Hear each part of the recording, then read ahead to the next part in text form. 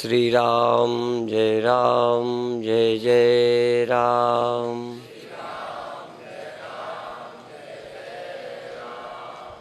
श्री राम जय जय राम।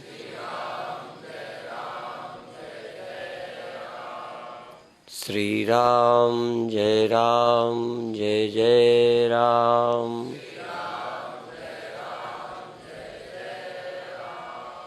सच्चिदानंद भगवान की, सनातन धर्म की।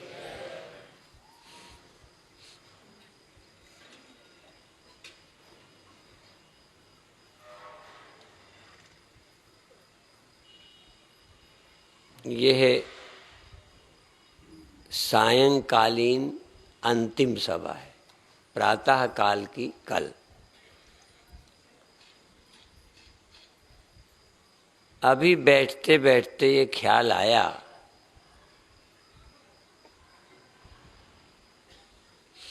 कि व्यक्ति धन कम इकट्ठा कर पाए तो भी लोभी हो सकता है। ज्यादा इकट्ठा करने से ज्यादा लोभी होता है ऐसा नहीं। इकट्ठा करने की मात्रा कम ज्यादा हो सकती है। कभी कभी कम इकट्ठा कर पाया पे लोभी बहुत हो सकता है। नहीं कर पाना ये अन्य हेतु है, लेकिन लोभी हो सकता है। और बहुत इकट्ठा करने से ही बहुत बड़ा लोभी हो जरूरी नहीं है। इकट्ठा करने की शक्ति कला अलग है। कम लोभी भी हो सकता है, ज्यादा भी हो सकता है। लोभ अंतर की बात है, धन बाहर है। इसी तरह से अन्य सभी चीजों में ध्यान देना चाहिए। कई कामी हैं, अवसर नहीं मिला। इसी तरह से कई चोर हैं, पर चोरी का अवसर नहीं मिला, कर नहीं पाए। अन्य कई हेतु हैं। यही बात पुण्य में भी है। कितना मात्रा में कितना पुण्य है ये नहीं, आपके हृदय से पुण्य का भाव कितना है। सामर्थ्य कम है पर पुण्य की इच्छा बहुत है। तो भीतर बाहर की वस्तुओं से परमात्मा नहीं नापते, परमात्मा अंतर से ही तौलते हैं। वो अंतर्यामी है, हम बाहरयामी।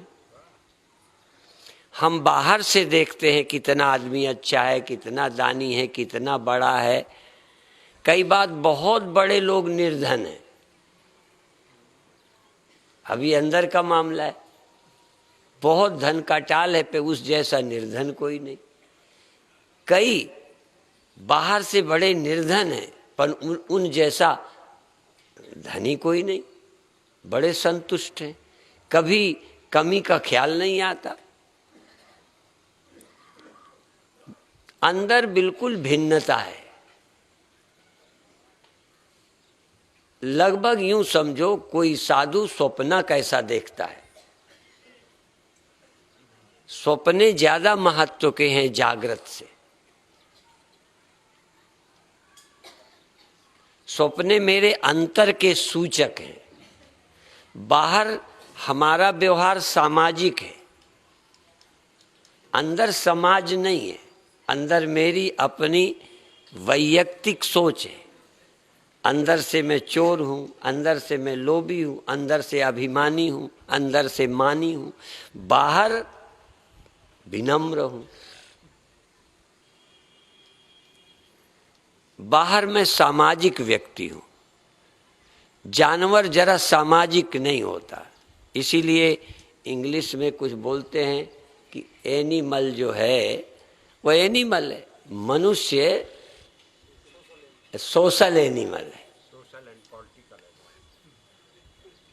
अब पॉलिटिक्स के है ना, तो वो भी जोड़ दिया है।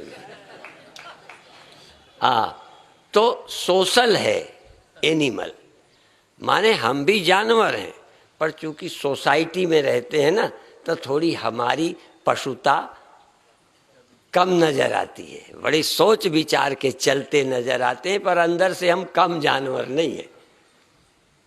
अंदर खोला जाए तो हम कुत्ता हैं, सांप हैं, बिच्छू हैं, और क्या वो बोलेंगे, सियार हैं।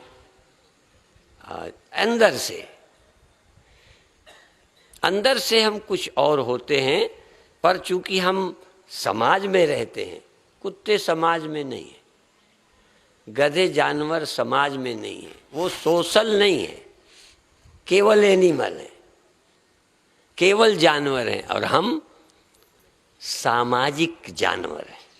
इसलिए हमें थोड़ा अपनी पशुता को संभालना, कम दिखाना आता है, पर अंदर से कोई हम जानवर नहीं रहे, इंसान हो गए हैं, जरूरी नहीं है। और बहुत साल पहले यहाँ ही एक मैंने बात कही थी, जो बहुत बार पहले कही, बहुत बार दोहराई भी है, वो इसीलिए कि हम समझ सकें। संत मंच से जब आते थे एक ही बात बोला करते थे, इंसान बनो, इंसान बनो, इंसान बनो। तो जैसे इस बार भी कई कम उम्र के भी लड़के यहाँ आ गए हैं, उनमें से एक लड़का खड़ा हो गया, वो कथावाचक से बोला कि हम कौन तुम्हें दिखते हैं, हम इंसान नहीं हैं। जब इंसान है तो इंसान बनो क्यों कहते हो, मनुष्य बनो, इंसान बनो। तो संत ने बिना नाराजी व्यक्त किए बुलाया।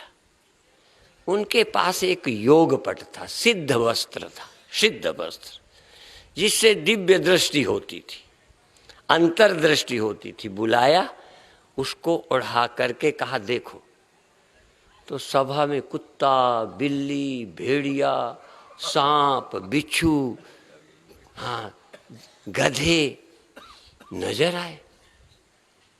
तो वो कपड़ा उतार कर बोला कि आप महाराज ठीक बोलते हो, क्योंकि आपके वो वस्त्र है, सिद्ध पट है, आपको दिखता है कि कौन कौन बैठे हैं, तो बार बार कहते हो इंसान बनो, इंसान बनो। ठीक कहते हो, हमको सिर्फ इंसान नजर आते। पर थोड़ी देर बाद वो लड़का कहता है कि महाराज जी ये कपड़ा मुझे दे दो, मैं घर ले जाऊंगा। कहने लगे क्या है? कहने मैं अपनी पत्नी को देखूंगा क्या है। वो ओढ़कर देखा, वो कुतिया दिखाई पड़ी। वो कहता है 7 साल से मैं कुतिया के साथ रहता हूं। तो हंसा। तो पत्नी ने पूछा क्यों हंसते हो? कहन बताए नहीं। कहन बात तो बताओ। कहन क्या बताऊं, मैंने कपड़ा ओढ़ा तो तू कुतिया नजर आई, तो मुझे हंसी आ गई। तो कहती मुझे भी दो, मैं भी तुम्हें देखना चाहती हूँ। तो उसने वो कपड़ा ओढ़ा तो वो गधा।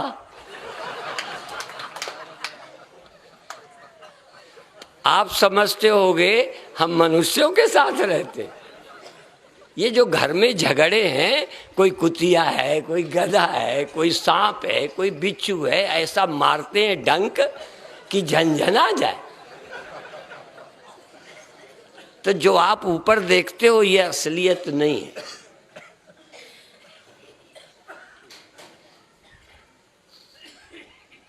हम इन आंखों से बहुत कम देख सकते हैं। हमारे पास भीतर की नजर हो, हम अपने को भी देखने लगें। कहाँ हम सचमुच साधु थे, कहाँ नहीं थे, कहाँ सचमुच हम एक परिवार के थे, कहाँ। जब हम अंदर देखेंगे तो सुधार होगा। इसलिए साधक लोगों की निगाह में क्या है नहीं देखता, साधक देखता है मैं क्या हूं सचमुच अपनी आंखों। लोग कहते नंगी आंखों, बिना ऐनक के। और अपने को ही बिना ऐनक लगाए देख सकते हो। औरों को देखने के लिए ऐनक चाहिए।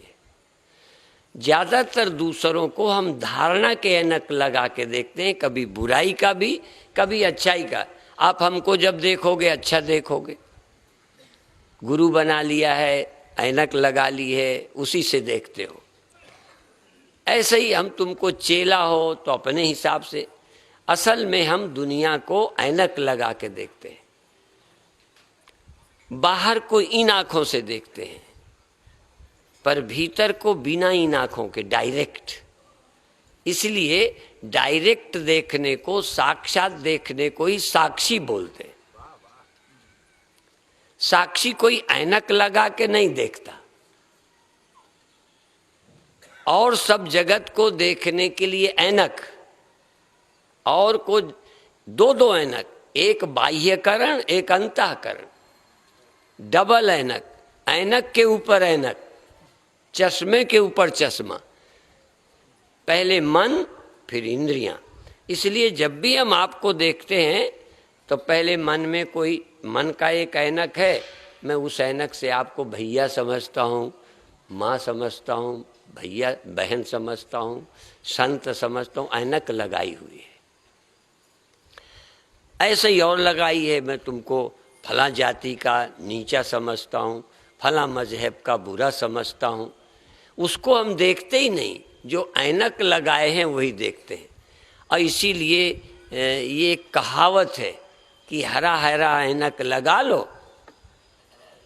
तो हरा ही हरा दिखने लगता है। अब सब कुछ हरा नहीं है, ऐनक लगा है। तो अभी भी जो भी हम दुनिया को देख रहे हैं, हम डायरेक्ट नहीं देख रहे, यद्यपि आंखें वही हैं, ऐनक और है। ऐसे ही आंखें और मन, ये जो लगा है, हम वही हैं, हम साक्षी हैं, हम आत्मा ही हैं। पर साक्षी को ही मन लगाकर, ऐनक लगा के जब देखता है किसी को, तो साक्षी की आंखों में भी गड़बड़ आ गई। वह चैतन्य साक्षी है, वो साक्षी, प्रकाशक वही है। जगत प्रकाश्य प्रकाशक राम। प्रकाशक तो राम ही है, परमात्मा ही है, चैतन्य ही है, और कोई प्रकाशक है ही नहीं। पर चैतन्य डायरेक्ट रूप को नहीं प्रकाशता। रूप को प्रकाशने के लिए आंख और मन चाहिए, सुनने के लिए कान और मन चाहिए। और यदि आप और मजहब के हो तो मेरी बात और ढंग से सुनोगे। आप वैष्णव हो, सन्यासी हो, उदासी हो, दशनामी हो, हिंदू हो, मुसलमान हो, जो आप अंदर हो, अंदर के ऐनक में, फिर मेरी बात सुनते समय आपका अर्थ और ही निकलेगा। और ये नियम केवल एक पर लागू नहीं है। जब भी कोई देखता है, सुनता है, समझता है, तो ऐनक लगा के। अब समझ भी मेरी शुद्ध नहीं है, ये समझ तीसरी है, इंद्रियां और मन। या मन भी इंद्रियों में आ जाता है, बुद्धि इंद्रियों में नहीं आती। ये अंतःकरण को हम सुनते थे, मन, बुद्धि, चित्त, अहंकार। अभी तक हम ज़्यादा क्लियर नहीं है, चित्त किसे कहें, मन किसे कहें, बुद्धि किसे कहें, बड़ा कठिन है। पढ़ लेते हैं, कथा कर लेते हैं, गुजारा कर लेते हैं, पर ये बड़ा कठिन है, बुद्धि किसे कहते हैं। अभी हमारी बुद्धि भी इंद्रियों द्वारा जो मैसेज जाता है और मन की धारणा के अनुसार जाता है, बुद्धि वही निर्णय कर देती है। तुम खराब हो, तुम मुसलमान हो, तुम हिंदू हो, तुम नीच हो, तुम फला मजहब के हो, तुम चोर हो, तुम बुरे हो, तुम अच्छे हो। अभी तुम्हारे विषय में निर्णय कुछ देखकर और कुछ मन के अनुसार, अब बुद्धि वही निर्णय करती है। इसलिए हिंदू की बुद्धि और ढंग से मुसलमान के विषय में सोचती है, मुस्लिमों की भी बुद्धि है। ऐसा नहीं है कि बुद्धिहीन है। हाँ, ये मत समझना कि कोई मजहब के बुद्धिहीन, पर उनके मजहब का ऐनक लगा है। उस मजहब से वो हमें देखते हैं। इसलिए हिंदू मार देने लायक है, हिंदू को लूट लेना चाहिए। एक मजहब का हिनक है, वो खराब नहीं है, वो बिल्कुल अच्छे हैं, हमारी ही तरह जन्म है, हमारी ही तरह बुद्धि। पर बुद्धि केवल बुद्धि नहीं है, वो संस्कार से रंगी हुई है। बुद्धि जब स्वतंत्र हो इन प्रभावों से, इंद्रिय और मन से मुक्त हो, तो तटस्थ होकर, अलेप होकर, निष्पक्ष होकर सोचे। अच्छा, और भी बताऊं, एक दोष बुद्धि में रहेगा, ब्रह्म ज्ञान तक रहेगा। क्या रहेगा? इस शरीर की भूख प्यास मान अपमान इस बुद्धि को सीधा मालूम पड़ेंगे। इसलिए आत्मौपमेन सर्वत्र की बात मुश्किल है। आपको अपना अपमान ज्यादा बुरा लगता है। अच्छा, इतना ही दूसरे को अपमान बुरा लगता होगा कि नहीं? अब देखो, यहां ईमानदारी की बहुत जरूरत है। जब अपमान मुझे अच्छा नहीं लगता, बेइज्जती मुझे अच्छी नहीं लगती, उसकी आत्मा, उसका मन, उसकी बुद्धि, उसका अहंकार क्या चाहता होगा? तो आप उसको अपमानित करते समय जरा सोचते हो कि इसको भी मेरी ही तरह बुरा लगता है, डांटना, गाली देना या और कुछ। अच्छा, यदि मेरे में त्रुटि भी हो, सचमुच मेरे में हो, तो पहले तो आप कहने को संकोच करोगे और कहोगे तो बड़ी विनम्रता से कहोगे, स्वामी जी ये बात आपकी हमें अच्छी नहीं लगती। क्या इस सम्मान से किसी और को भी कह सकते हो? या जिस सम्मान से आप अपना सुधार चाहते हो, जिस सम्मान से सद्भाषा में प्यार पूर्वक, क्या हम उसी तरह औरों का भी सुधार चाहते? भगवान कृष्ण एक दो जगह तो अर्जुन को बोले हैं, नहीं ज्यादातर आर्य, कहीं कुलश्रेष्ठ, कहीं गुडाकेश, अच्छा अच्छा संबोधन देके, माने चेलों को भी बुरा मान के नहीं समझावे, क्योंकि बुरा कहने के बाद समझने का मूड ही नहीं रहता। पर अभी तक इसका पालन हम नहीं कर पाते, क्या करें?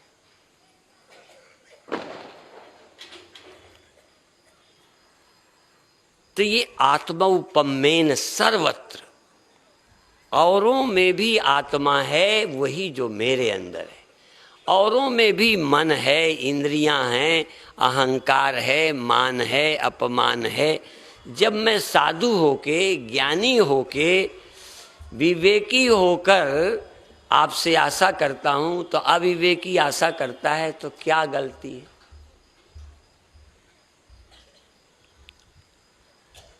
इसलिए जब हम किसी को देवें, देखो बहुत लीचड़ कोई होगा तो दुत्कारने के बाद रुपया तुमसे लेगा, रोटी तुमसे लेगा।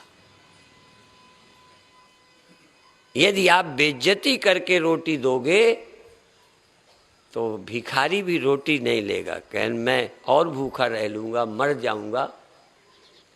देखो भूखा है, चाहिए, पर नहीं चाहता बेइज्जती होकर रोटी। इज्जत पूर्वक, विनम्रता पूर्वक, चाहे वो रोटी हो चाहे ज्ञान हो। कई कह देंगे हम ना तरें तो ना तरें, पर इस तरह से हम नहीं सुनना चाहते। हम नरक चले जाएंगे पर हमको बेइज्जती से सुनाते हो। भगवान बड़े साइकोलॉजिस्ट, बड़े मनोवैज्ञानिक है। अर्जुन को अच्छी आ रही है, ऐ गुडाकेश, ऐसे ही कह देंगे ऐ अमुक बंसी।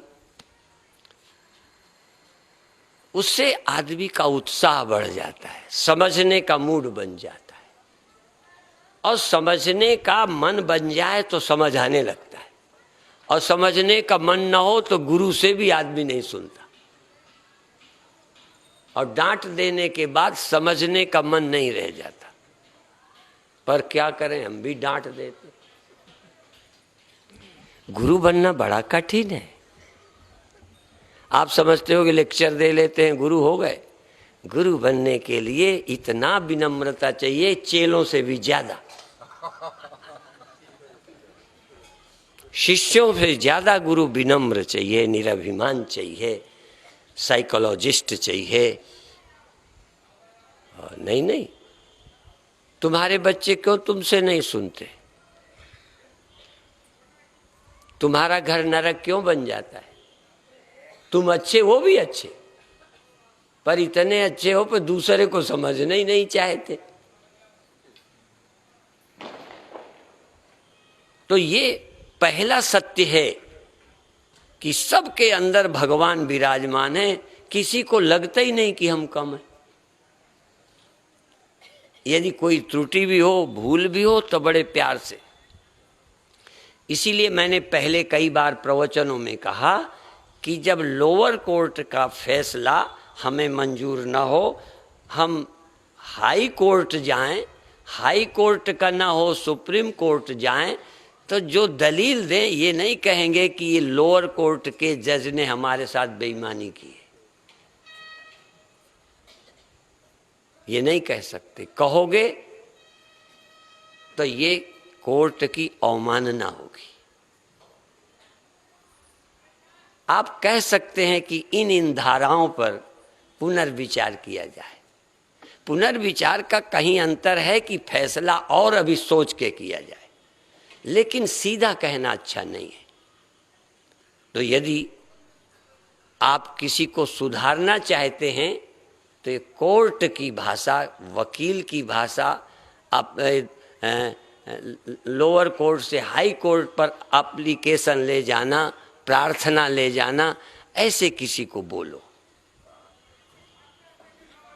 कि मेरी समझ में अभी ऐसा लगता है। आप ऐसे हो नहीं, तुम बदमाश हो नहीं, कमी, तुम अज्ञानी हो नहीं, मेरी समझ में है कि कहीं ना कहीं बुद्धि चूक रही है। तुम बेईमान नहीं हो, तुम नियत के खराब नहीं हो, पर कहीं ना कहीं गड़बड़ हो रही है। हम दूसरे को और अपने कहाँ चूक हुई, आत्मा की एकता नहीं मालूम, छोटी सी चूक के कारण हम नहीं समझ पा रहे, या अपने दुख को ज्यादा दुख समझते हैं, अपनी गरीबी को ज्यादा गरीबी समझते हैं, दूसरे की गरीबी कुछ नहीं लगती। यदि मैं काना हूं और कोई ये कह दे आप काने हो, अच्छा आप जरा सोचो किसी काने को काना कहा कि नहीं कहा? कोई जरा ही नहीं लगता। यदि मैं होता, अब मुझे कोई काना कहे, अब सच्ची बात है हूं काना, तो हूं तो आप काना ही कहोगे। मेरे गुरुदेव कहते थे कि अपनी मां से ये कहकर कि ये मेरे पिता की लोगाई, मेरे बाप की औरत, जरा पानी ला, तो बाप की पत्नी नहीं है, बाप की लोगाई नहीं है। और मां, मामा ने क्या होता है, तो क्या कहना ठीक है? दोनों सच है। आप कहोगे भाषा का क्या फर्क पड़ता है, कुछ भी बोल दो, कुछ भी आपको बोल दे तो। इसलिए वचन बोलते समय बहुत संभाल के बोलना। वचन के कहते हैं हाथ पांव नहीं है, बहुत संभाल के बोलना। बहुत ये लात जितने लग जाते हैं, ये मुक्के जैसे लगते हैं, गोली जैसे लगते हैं।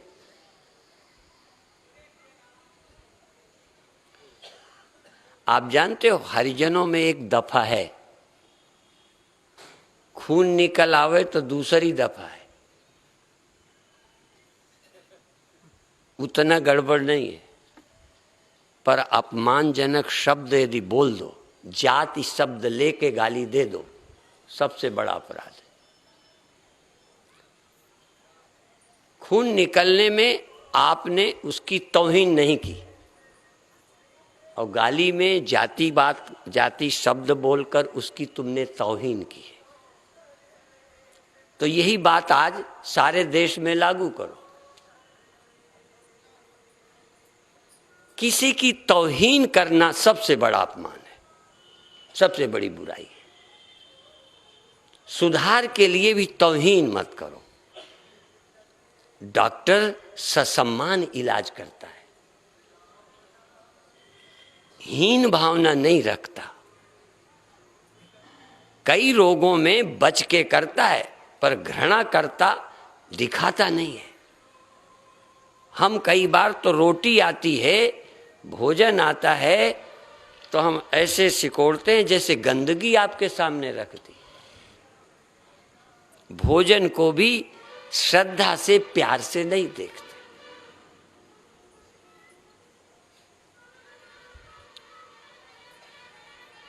और ये बातें मैं क्यों बोलता हूं, आप में नहीं देखी है ये दुर्गुण, आप में नहीं, मैंने अपने में देखे।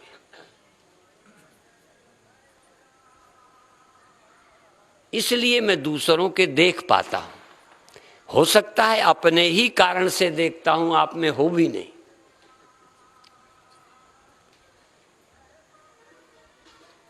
एक बात और कहा करता हूं, अपने को पूर्ण निर्दोष देखना अंतःकरण की दृष्टि से, आत्मा की दृष्टि से नहीं।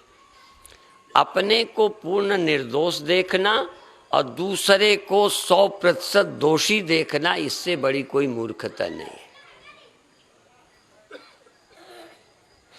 पूरा मैं अच्छा हूं, पूरा ये खराब है, ये नपना ही गलत है। ऐसा दुनिया में कोई नहीं है जिसमें कुछ भी अच्छा ना हो, सब बुरा हो, और ऐसा कोई नहीं है जिसमें सब अच्छा हो, बुरा कुछ ना हो। विधि प्रपंच गुण अवगुण साना, कोई भी हो। हमें देवी देवताओं में देखना नहीं चाहिए, पर जो भी इस दुनिया में आया है उसके शरीर है, मन है, इंद्रियां हैं, कमियां हैं।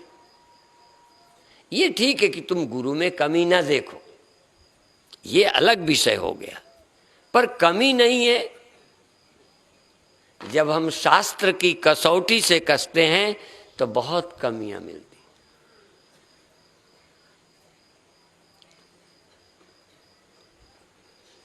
जब हम कहते हैं अपने को ग्रंथि मुक्त करो, ना श्रेष्ठ ना तुच्छ, इन्फीरिटी सुपीरिटी दोनों कॉम्प्लेक्स से मुक्त करो, यह है तत्व दृष्टि। ये धर्म दृष्टि नहीं है, ये व्यवहारिक दृष्टि नहीं है, ये पारमार्थिक दृष्टि है। इसलिए राम को भी जब हम कहते हैं ना, राम ब्रह्म परमार्थ रूपा, परमार्थ में राम पर ब्रह्म है, राम ब्रह्म परमार्थ। व्यवहार में दशरथ पुत्र भी हैं, अवतार भी हैं, और कभी लड़ना पड़ा है, कभी त्रुटियां भी की हैं। कई लोग समाज चिंतक उनके ऊंचे आदर्श को नहीं समझते। सीता समझती हैं राम की मजबूरी, राम समझते हैं सीता को, नहीं व्यवहार ऐसा करना चाहते पर करते हैं। ऐसा व्यवहार करते हैं जो साधारण आज कोई इंसान पसंद नहीं करता। मुझे लगता है सीता चिढ़ी क्यों नहीं, पर जब उनके डायलॉग, उनकी बातें सुनते हैं, सीता को पता है कि राम ठीक कर रहे हैं। यदि नहीं करते तो उनको क्या लांछन लगता। इसलिए सीता की अश्रद्धा नहीं है। एक इंसानियत के नाते सोचो कि इतना आप पर विश्वास है, इतना विश्वास है कि आप पर हम संदेह नहीं करते, पर हटाना पड़ता है। कई बार आश्रमों से कई व्यक्ति पर हम विश्वास करते हैं पर हटाना पड़ता है, कई बार नहीं हटाना पड़ता है।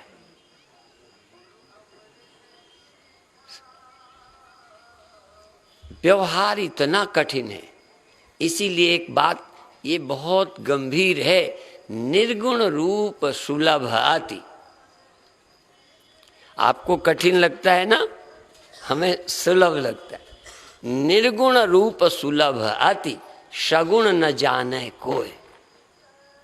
सगुण को समझने में बड़ी कठिनाई है। सगुण के चरित्र सुन करके, जीवन पढ़ करके मुनि मन भ्रम होए। पार्वती को भ्रम होता है, कितनों को होता है राम का चरित्र सुनकर भ्रम, कृष्ण का जीवन सुनकर भ्रम।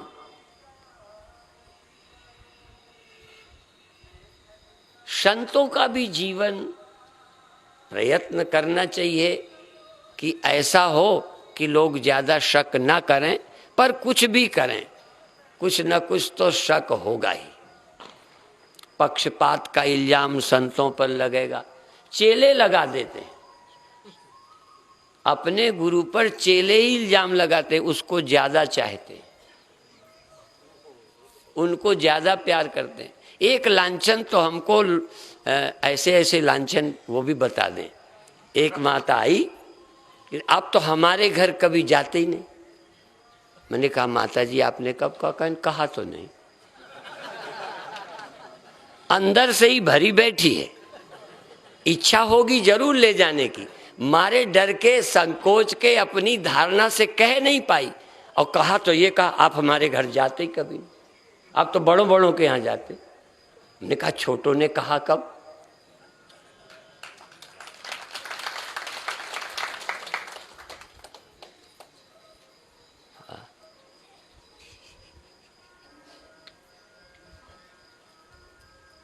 मनुष्य दूसरे में दोष अधिक देखता है, कमी ही देखता है व्यवहार में। उसको अपना इरादा पता है, ये बिल्कुल सच है कि वो ले जाना चाहती है, उसका भी मन करता है कि चरण डलवाएं, दिल करता है, पर अपनी ही कमी के कारण, अपने ही संकोच के कारण, अपनी गरीबी के कारण, अपने घर के कारण, कहाँ ले जाऊंगी, जगह नहीं है, क्या खिलाऊं, संकोच अपना नहीं कहा, पर इच्छा तो थी ना। तो उस इच्छा की भड़ास में थोड़ा विवेक कम रहा। अब हमारे घर तो जाते ही नहीं। तो ये इल्जाम सही है ना? नहीं है। पे लगाते, राम पर भी इल्जाम लगाते हैं, संतों पे लगाते हैं, कृष्ण पर लगाते हैं, ओ सास पे लगावे, ससुर पे, कितने इल्जाम सब पे लगते हैं। तो इसलिए मैंने कहा दूसरे को देखते समय इंद्रियां, मन, परिस्थितियां और उसके अनुसार बुद्धि निर्णय देती। बेईमान नहीं हो। देखो बेईमान मानना ठीक नहीं है। बहुत कम दुनिया में होंगे जो बेईमान होंगे। आपको अपना दुख ज्यादा लगता है, अपने परिवार का दुख ज्यादा लगता है, इसमें गलती क्या है? दूसरे के परिवार के दुख कम लगते, इसमें कोई ऐसी भूल नहीं है जिसमें तुम्हारी नीयत खराब हो। पर जिस शरीर में रहते हो, जिस परिवार से रिश्ता है, जिससे मन जुड़ा है, ऐसा ही लगता है। अब इस लगने में क्या भूल है? यदि मुसलमान को मुसलमान अच्छे लगते हैं, अब लगते हैं, उनके संस्कार हैं, बने हैं, कसूर क्या है? जैसी ट्रेनिंग मिली बचपन से,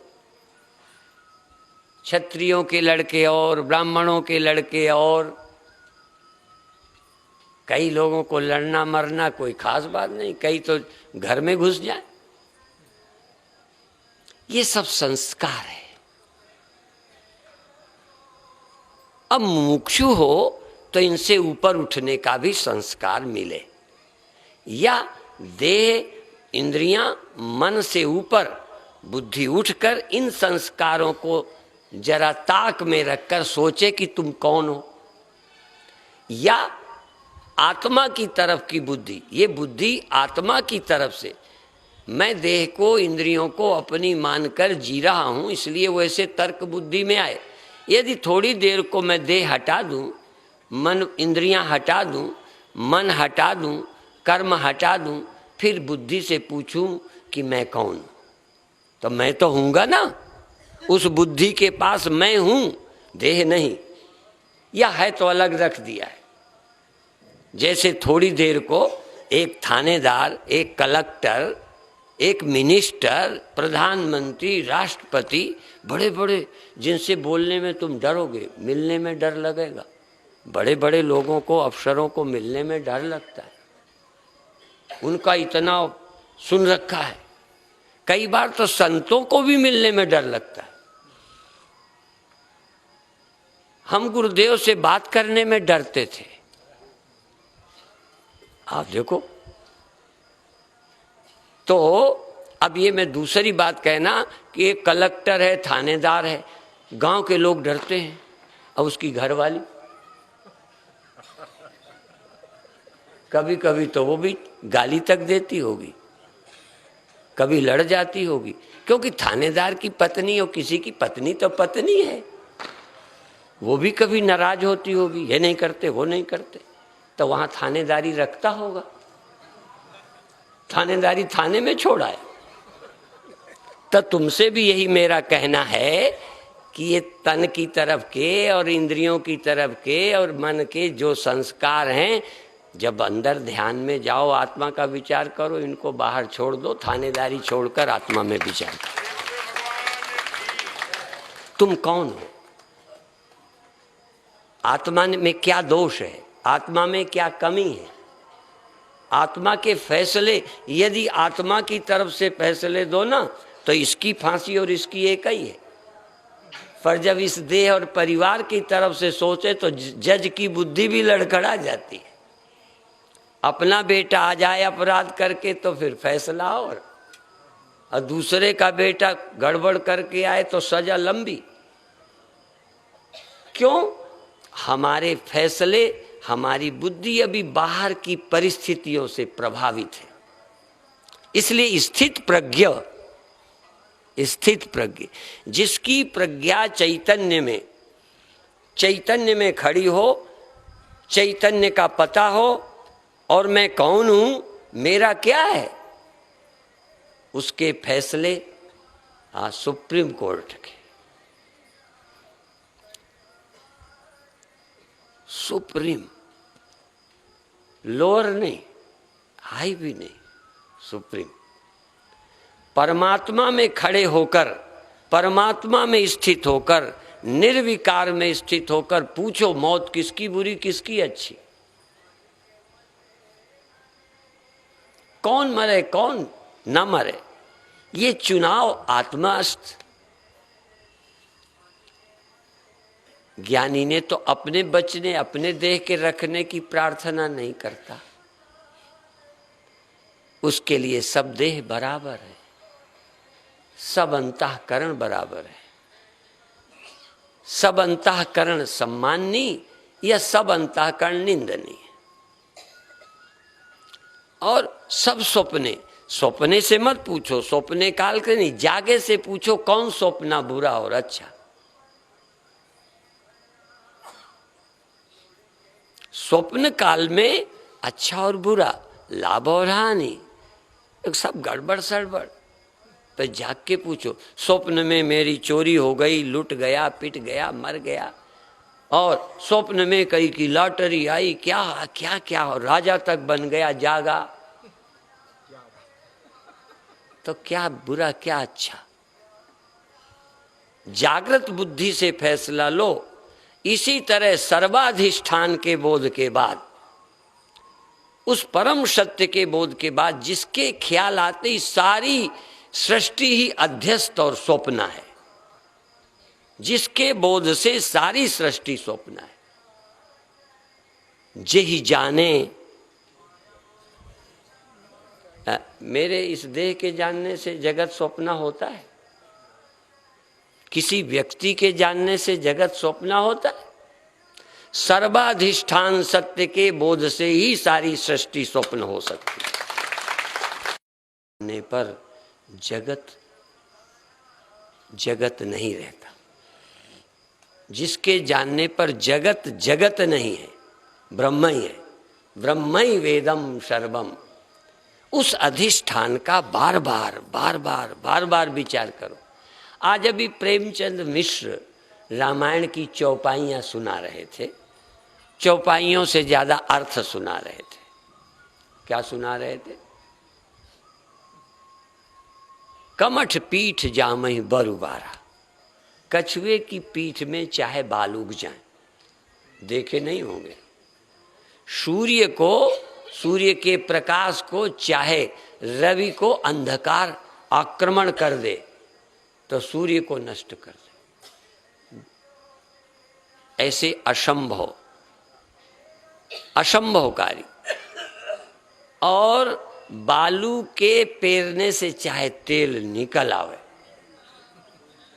ये सब संभव है, जबकि संभव। पर गोस्वामी जी कहते हैं यह भी संभव है, विज्ञान ये भी कर सकता है, हो सकता है। एक दिन हमने अंबाला में देखा कि पत्थरों को पीसकर मोम जैसे कर दिया, ऐसे रबड़ जैसा।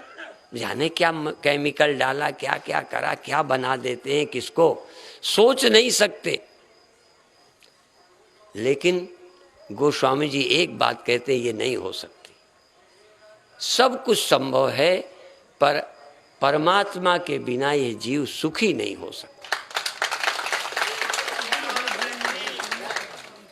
परमात्मा विचार के बिना ये अहंता ममता से, व्यक्तिगत अपने अहंकार और मेरे से और अपनी परिच्छिन्नता से छूट नहीं सकता। अपनी परिच्छिन्नता झूठी होगी ही तब जब ब्रह्म का विचार करें। ढेले की सीमितता, ढेले की सीमितता झूठी है। ढेले का अस्तित्व झूठा नहीं है, जरा देखना। अस्तित्व झूठा नहीं है, अस्तित्व सीमित नहीं है। सिर्फ ढेले, वो सीमितता मात्र झूठी। बुलबुला पना झूठा है, अस्तित्व नहीं झूठा। हम में हमारा जो अस्तित्व है वो तो ब्रह्म है, पर ये जो मेरी सीमितता का ख्याल है यही मिथ्या है। अहम सत्यम नहीं, ब्रह्म सत्यम, और जीवो ब्रह्मैव। ये जो ढेला है ये मिट्टी ही है, ये अलग कुछ है ही नहीं। ढेला सोचना ही बस अपराध है। ये है, इतने दिन का है, नहीं रहेगा, ये भी मेरी इंद्रियों का दोष है। मेरी इंद्रियों से ढेला है, इतने दिन का है, नहीं रहेगा। जरा बुद्धि से पूछो, है भी है वो? तो अभी मन और इंद्रियों से देखा गया ब्रह्म ही जगत है। मन और इंद्रियों से प्रतीत होने का नाम ही जगत है, और मन और इंद्रियों के अनुभवों का बाध करके उस चित सत्ता का विचार ही ब्रह्मबोध है। पर हमारे पास बुद्धि है ही नहीं, है तो वो मन और इंद्रियों के अनुभव से प्रभावित है। अभी यहाँ तक और छोड़ो, ढेले और घड़े को भी कहो मिट्टी मिट्टी है तो ये भी समझने में आपको दिक्कत पड़ेगी, क्योंकि आंखों से खूब रोज घड़ा देखा है। जब मैं कहता हूँ है ही नहीं, तो कितनी की खोपड़ी तर्क करती होगी कि स्वामी जी को इतना भी नहीं दिखता, इनको इतनी भी अकल नहीं है कैसे नहीं? जब हम कहते हैं जगत मिथ्या है, ब्रह्म ही सत्य है, एक अद्वितीय है, तो कहते होंगे स्वामी जी की आंखें नहीं है क्या? आंखें हैं, पर आंखों का देखा झूठा, जो बुद्धि द्वारा हमने समझा है वो सच। जब हम पुल को देखते हैं कि उधर सकरा है, आंखों से देखते हैं। अनजान आदमी जिसने आंखों से अभी देखा है, बुद्धि से पूरा निर्णय नहीं हुआ, उसके लिए इधर पुल चौड़ा उधर सकरा है। छोटे में हम अपनी एक बैलगाड़ी में बैठे, पिताजी बैलगाड़ी चला रहे, उनको नहीं, उनको कह भी न सके, पर डरें कि गाड़ी उधर कैसे निकलेगी। गाड़ी इतनी बड़ी, उधर का द्वार 1 मील लंबा पुल, उधर इतना सा दिखे, गाड़ी कैसे निकलेगी? वो गाड़ी जाती गई, जितना जाती गई पुल चौड़ा होता गया, निकल गई गाड़ी, निकल गई, चौड़ा होता गया, सकरा था। आहा, ज्यों ज्यों अकल ठीक होती गई, त्यों त्यों जगत ब्रह्म होता गया।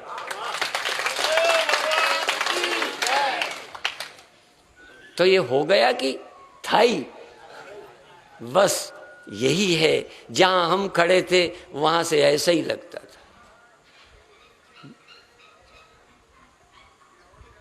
अभी जिन इंद्रियों पर, जिस देह पर, जिस मन पर खड़े हो, वहां से देखते हो, कहीं उपनिषद की नजर से देखो क्या है, तो ब्रह्मै वेदम सर्वम, आत्मै वेदम सर्वम। ये श्लोक शंकराचार्य का भी नहीं है, ध्यान रखना। शंकराचार्य ने बहुत ग्रंथ लिखकर औपनिषदिक सत्य को सत्य सिद्ध करने की मेहनत की है।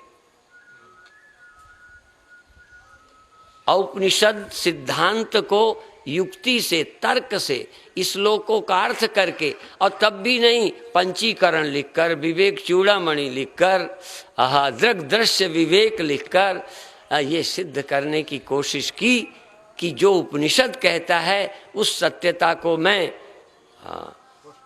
पुष्ट कर दूं, वैदिक सत्य को, औपनिषदिक सत्य को, कि कल कोई लोग तर्क भी करें तो उनकी खोपड़ी हमारी बात को पढ़कर उपनिषदों पर उंगली न उठा सके। उन्होंने इसीलिए वैदिक धर्म के उद्धारक, सनातन धर्म के उद्धारक, भौतिकवादियों की खोपड़ी को खत्म करने वाले तर्क, ऐसा उन्होंने बोला है।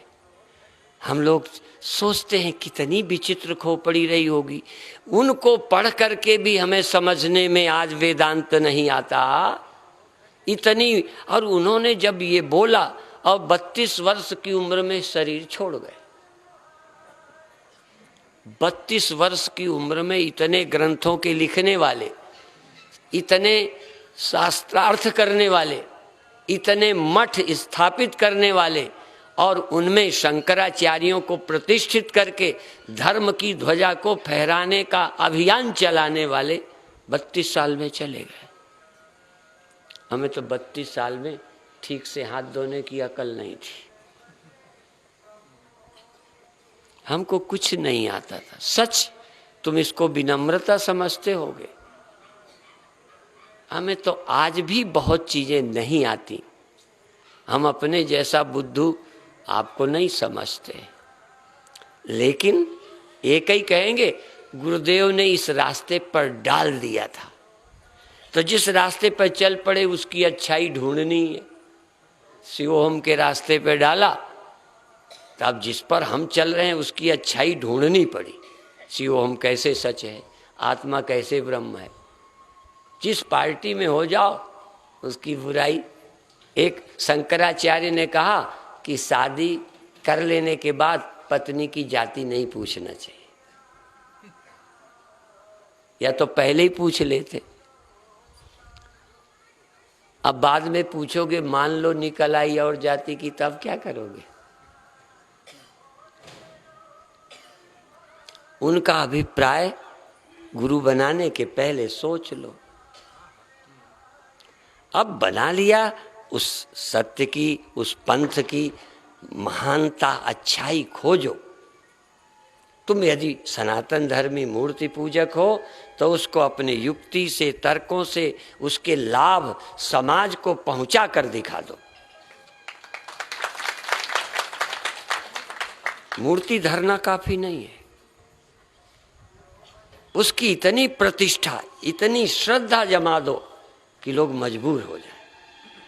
ऐसे ही शंकराचार्य एक अद्वितीय सिद्धांत में इतना बुद्धि लगाई, इतना तर्क, इतना श्रम किया कि हमारे जैसे लोग भी अहम ब्रह्मास्मि सोचने को मजबूर हो गए। ये उनकी मेहनत है, हमारी नहीं, ये उनकी कृपा है। उपनिषदों को हम क्या, उपनिषदों को तो और लोग भी पढ़ रहे हैं, उन्हीं उपनिषदों के हमारे यहाँ विशिष्टाद्वैत, द्वैताद्वैत, शुद्धाद्वैत, कितने द्वैत अद्वैत हैं और शंकर का भी है। उपनिषद के भी अर्थों को, गहराई को बताने में सबसे ज्यादा हम रीचे आचार्य शंकर से।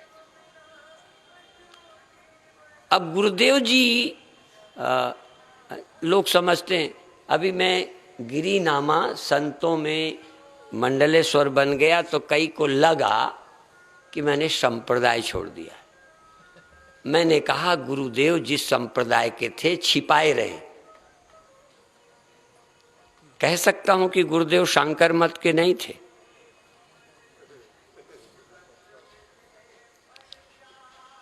या यूं कहो, अलग एक पंथ बनाने का शौक सबको होता है, अलग एक आइडेंटिटी बनाना। मैंने उसे नहीं स्वीकारा, क्योंकि भारत में इतने संप्रदाय पहले ही बहुत हैं और संप्रदायों ने बेड़ा गर्क किया। मैं चाहता हूं दुनिया में एक ही आध्यात्मिक रूहानियत, आत्मिक चिंतन रहे और रहें पूजा पद्धति की स्वतंत्रता, लेकिन वो हमें राष्ट्रीय दुश्मनी पैदा करे। कितने पंथ हैं जो हिंदू विरोधी बन गए, कितनी डफलियां लोग बजा रहे हैं। किस तरह से हो कि हम सब एक हों, कोई ऐसा चिंतन जिसमें हमारी एकता हो जाए। आचार्य शंकर ने ईश्वर विरोध नहीं किया, पूजा का विरोध नहीं किया, मंदिरों का विरोध नहीं किया, व्रतों का विरोध नहीं किया, प्रार्थना का विरोध नहीं किया, क्योंकि उन्होंने देखा जिसकी जिसमें पात्रता है वो रहे। अद्वितीयता का चिंतन केवल इसी जन्म में आप मुक्त हैं और कोई बोझ नहीं है, कोई कर्तव्य नहीं है, जरा भी मुक्ति में संदेह नहीं है। ऐसा यदि जीते जी प्राप्त करना है तो वेदांत को समझें, बाद में होना है तो कोई बात। आप मरने के बाद आत्मा हो जाएंगे, मरने के बाद आत्मा परमात्मा को मिल जाएगी। आचार्य शंकर उपासना में सब स्वीकार है, पर सिद्धांतता ये स्वीकार नहीं है। सिद्धांतता स्वीकार है ये आत्मा आज अभी अभी ब्रह्म है, ये कोई दंड बैठक से ब्रह्म होने वाली नहीं है। और नहीं लगती तो बार बार इसी को सुनो। श्रोतव्यो मंतव्यो निदिध्यासितव्या, और क्या, यही बार बार करो। इसीलिए प्रक्रिया ग्रंथों में कहा और साधन बहिरंग है और श्रवण मनन अंतरंग है, और बहिरंग का त्याग करके अंतरंग साधन करो। अर्थात मुमुक्षु के लिए श्रवण मनन निधिध्यासन, आत्मा का ब्रह्म का विचार ही अंतरंग साधन है। बाकी पूजा है, पाठ है, यज्ञ है, तप है और सब बहिरंग साधन है।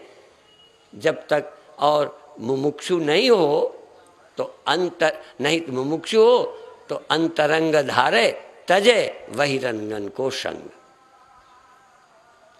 ये नहीं कि सब साधन छोड़ दे, पहले बहिरंग छोड़कर अंतरंग साधन करे। ऐसा नहीं कि बहिरंग छोड़ दे और अंतरंग शुरू ही न करे। श्रवण मनन नहीं, श्रवण मनन के लिए टाइम नहीं, पूजा पाठ छुट्टी, तीर्थ यात्रा छुट्टी नहीं, यज्ञ छुट्टी। ये ध्यान रखना। अंतरंग धारे तो तजय बहिरंगन कोश। जो लोग ये भी नहीं करते हो तो कहीं के न खुदा ही मिला, न विशाले सनम, न इधर के रहे न उधर के रहे। इसलिए जब तक निष्ठा की जरूरत समझ में आए तो करो। यदि ये नहीं कर सकते तो ध्यान करो। आज तक मैंने कभी भी सगुण साकार परमात्मा का मंत्र देने से इनकार नहीं किया और ध्यान से मना नहीं किया। करो। जब किसी की याद से तुम्हारा मन विकारी बनता है, अपवित्र बनता है, तो किसी की याद से मन पवित्र बनता है, निर्विकार बनता है, अच्छा बनता है। यदि तुमको बुरे विषयों का रस आता है तो राम रस आने लग जाए, साकार का सही, शिव का भजन में रस आने लग जाए तो आप बधाई के पात्र हो। और जब इससे ऊंची कोई बात आवश्यकता हो, जिनका ध्यान लगता है, अभी अभी मैंने पंजाब में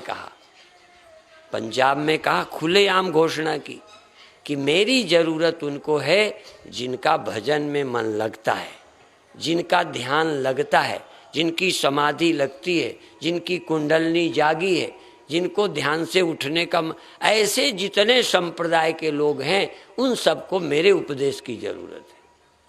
आप नहीं समझे कि कहीं वहीं रुक न जाएं। मन लगना ही पर्याप्त नहीं है, मन लगना बहुत अच्छा है। यदि मन लग जाता है तो पहले तो तुम इतने में ही धन्य हो जाओगे, तुम्हें ब्रह्म जिज्ञासा भी न रहेगी। मुझे पता है, जैसे युवक कई प्रवचन सुनने आते थे, युवक शादी हो गई आना बंद, ब्रह्म मिल गया, क्योंकि उस उम्र में इतना आकर्षण उसका है। ऐसे ही संसारी आदमी को उजेला दिख गया, कुंडलनी जग गई, आनंद आ गया। आनंद आ गया तो सब मिल गया। अभी आनंद मिल गया कि सत्य मिल गया, आनंद मिल गया कि ब्रह्म का पता चल गया। कहीं पता होता नहीं, आनंद ही काफी है। इसलिए जिनको आनंद भजन में मिलता है, ध्यान लगता है, आंखें खुलती नहीं है, अच्छा मन, इसीलिए कर्म उपासना ज्ञान, उपासना से जिसके चित्त की चंचलता खत्म हो गई है और जिसका चित्त मन निर्मल हो गया है, वो वेदांत का अधिकारी। मैंने कोई शास्त्र विरुद्ध पंजाब में नहीं कहा, मैंने कहा जितने संप्रदाय के अच्छे अच्छे लोग हैं उन्हें अब वेदांत सुनना चाहिए।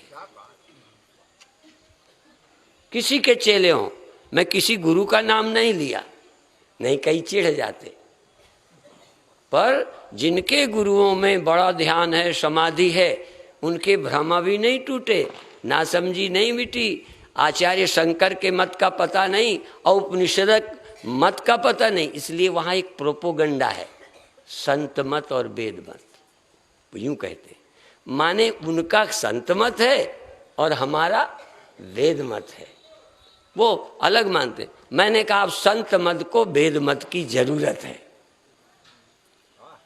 किसी संत का चेला हो, यदि बिल्कुल मस्तिष्क को साफ करना है तो वेदांत की जरूरत है। वेदांत इसी धरती पर, इसी शरीर के रहते तुमको ब्रह्म हो, ये सारा स्वप्न है। अब स्वप्ने में क्या रहे क्या जाए, ये कि वो कि ऐसा कि वैसा, वो स्वप्ने तक था। जागा आदमी क्या कहे कि ये नोट की वो नोट, सांप और शेर और गाय, या एक स्त्री और शेर, रात को फर्क थे स्वप्न में, जागने पर उनमें क्या फर्क है। तो जीवन और मृत्यु, लाभ और हानि, जय और पराजय, सुख और दुख, ये स्वप्ने की थी बातें। आत्मिक ज्ञान के बाद इनकी क्या वैल्यू है। इस सत्य को सुनो और जीवन को धन्य बनाओ। ये इस कार्यक्रम की शाम की अंतिम सभा है, प्रातः काल करके समाप्त करेंगे। ओम शांति शांति।